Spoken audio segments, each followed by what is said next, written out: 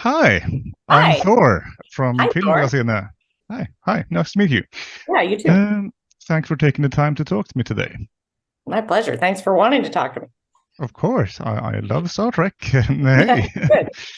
and I think it's a great new season. So Yes, it is. It's an amazing new season. Yeah. yeah. So what was it like directing an episode of this new season then? Yeah, I mean, it was like pretty much a fulfilling like a 30-year dream. Um, I was a real Star Trek Next Generation fan when I was a kid and loved the movie The Voyage Home, the whale one. I watched probably 20 times. Um, and always fantasized about getting to play on a holodeck. So that was pretty much what I got to do. The when I got the job, I was so excited. And then when I got the script, which was just so good, and just right up my alley, yeah, I was like, this is a dream come true. So, and then getting to actually do it, that the sets on that show are amazing. You literally, it feels like you're on a working enterprise. All the lighting has been built into the set.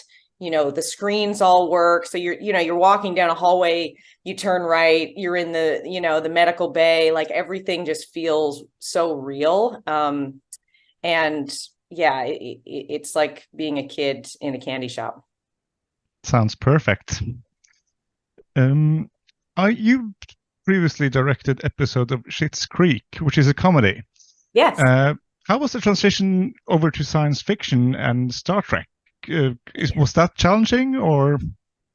um yeah, I mean, most of my work leading up to this has been comedy in some way. I've done some genre blends, but this was the first like true heavy heavy sci-fi that I've done. It was challenging in some ways, but more so just like so exciting because I mean, I love sci-fi, and I love genre blends. I love horror comedy, I love fantasy comedy. So anytime I can kind of play in a big world, with big sets and characters and aliens and that plus comedy to me is like a sweet spot. So the challenges were playing, with the AR wall for the first time, the big volume wall. That was Mhm. a first, but so fun. And and then just also like the scope of it, and it's a huge crew, big resources behind it. But ultimately, they really the show really gives their directors enough, more than enough, and sometimes like so much time to prepare and so much support and so much creative leeway, that it really was an amazing experience. We started right from the get-go in prep talking about the visual effects sequences and working with a storyboard artist to sort of map out all of the VFX stuff. So and then I had all this time, great time to talk to the actors, especially Ethan and Jess. We had so many conversations about their characters' journeys, especially Spock, finding the right balance with that character so that, he can really, let loose and be unhinged when he needs to, but always keeping it sort of grounded in reality and it never feeling like, we've sort of just thrown Spock out with the bathwater. And Ethan really, I mean, Ethan and Jess both do an amazing job in this episode. They both care so much about their characters and about that relationship. So it was great to just sort of dig in with them and really map out the journey together.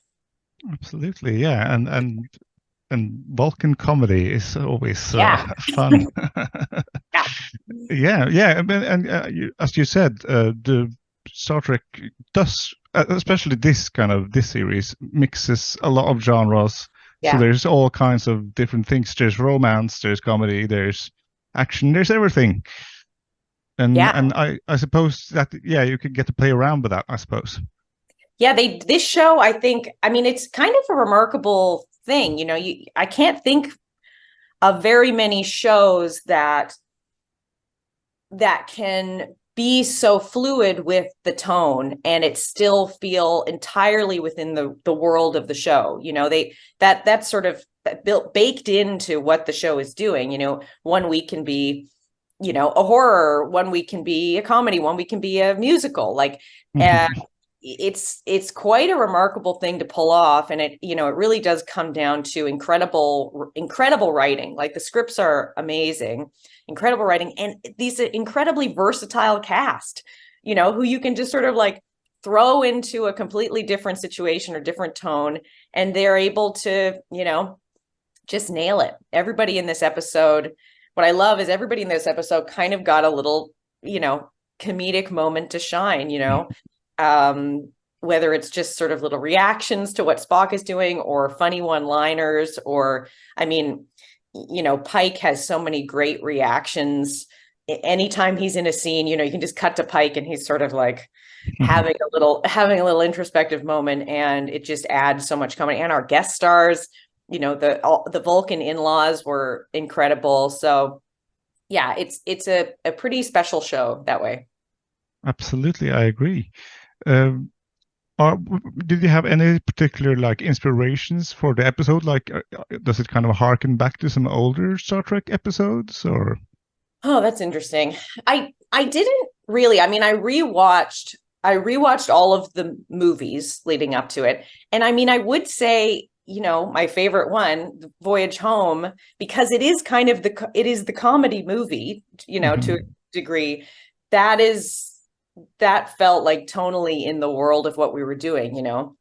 But no, mostly I was kind of drawing visual inspiration from different things and just trying to focus on doing this story justice, you know, this moment where we're this opportunity to finally kind of fulfill a sort of Spock fantasy of seeing be human, you know. I think that's something fans and audiences have always maybe like dreamed of seeing, or sort of wondered what it would be like. So, you know, Ethan and I both were like, okay, this is important, you know, we got to do this right, and we got to like treat it with the respect and reverence that it deserves, so that it lands, and so that people aren't sort of like, well, this didn't work at all. We really worked hard to make sure it felt real and felt, you know, just right.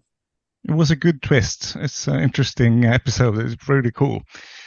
In what way do you think Star Trek New Worlds separates itself from the other Star Trek series? Yeah, what makes it unique? I think what I'm so drawn to it because it does remind me of Next Generation in a lot of ways, in terms of it being less serialized, more, you know, Alien or Planet of the Week. And I mean, I think what I'm so drawn to, and I think audiences too, like the cast is really incredible. You know, it's an amazing group of people who are so talented and so just fun. You just want to spend time with these characters. And I don't think there's any, you know, there's no weak spots. It's not like, oh, this is a week with this is an episode of this character, I'm not really going to be into it. You always just want to see what's going to happen with these characters. So I think it's a testament to the people who work on the show, who care so much about the stories and the characters, and who've just hooked us. I'm hooked on these guys. I want it to be on forever. You're not the only one. Good. Do you have any particular anecdotes from the shooting of the episode? Well, let's see. We did have that's not that fun of an anecdote. I was just going to say we had you know, like every show, we had a COVID shutdown in the middle of it. Oh, yes. Well, yeah, I will say Ethan and I, you know, when we had been talking about mapping the script, you know, mapping kind of his journey, Spock's journey, we came up with a fun shorthand. We came up with like a Vulcan to Spock scale, kind of. So it was like 0 to 5. 0 was pure Vulcan, like suppressing everything, him at the very beginning. 5 is, you know, him at the most human, unhinged. And it became this great sort of way of, you know, okay, we're in the middle of the script and we're at this scene and we're like, okay, I think he's at a 3 here. Let's try a 3. And it would just kind of be this quick way for Ethan to be like, okay, I'm going to, you know, be whatever I've understood 3 to mean. And then we could sort of start with that and tweak it and be like, you know what, I think you could go bigger, or that's too big, dial it back. It was a fun, kind of simplistic, but just an easy way to kind of instantly be like, it's too human. He's too human right now. Dial it back. Yeah. Thank you. Apparently our time is up, but I really enjoyed talking to you. Thank you for taking the time, and thanks. Awesome. All right. Well, take care. You too. Bye-bye.